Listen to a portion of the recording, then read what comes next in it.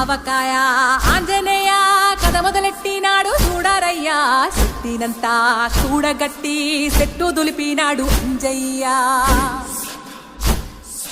ఎర్ర ఛాయ కోతి అవతార వెంటమాయ కత్తి సేత పట్టకుండా కాయ కోసినాడు కపిలయ్యా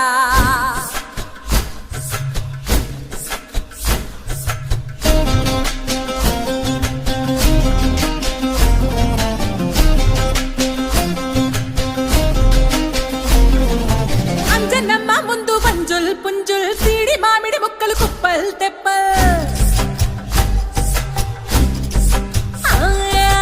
అంజనమ్మ ముందు పంజుల్ పుంజుల్ సీడి మామిడి ముక్కలు కుప్పల్ తెప్పల్ టెంకలోని జీడి వంకలెన్నున్నా పులిగోరు పళ్ళతో పరపర తీశాడు రో